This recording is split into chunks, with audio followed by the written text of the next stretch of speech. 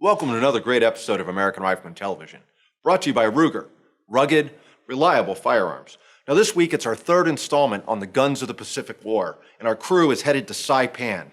Saipan was really one of the first battles where American Marines and soldiers encountered Japanese civilians on the ground.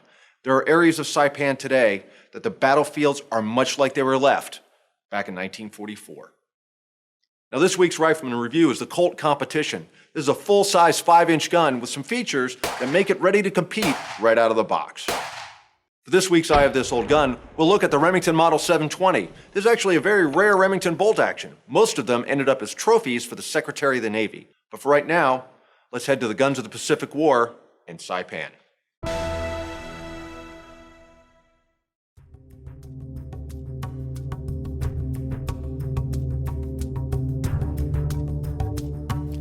The Battle of Saipan is fought beginning on June 15, 1944, and fighting continues through July 9th, the point at which the island was declared secure.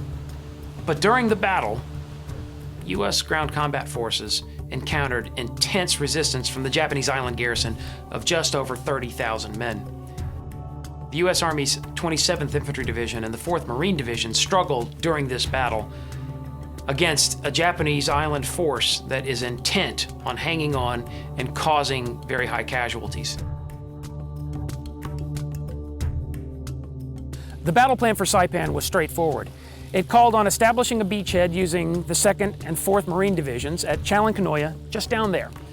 They were to then push into the interior and seize the airfield. 32 hours after the landings began, the Army's 27th Infantry Division came ashore and joined them. And then the three divisions together were to swing like a gate and push to the northern tip of the island at Marpy Point.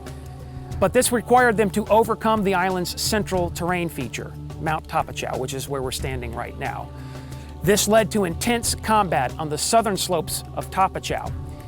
And as an interesting footnote, one young Marine from I Company of the 24th Marine Regiment was wounded just down there during the fighting. His name was Lee Marvin, and he eventually established a pretty successful acting career after the Second World War.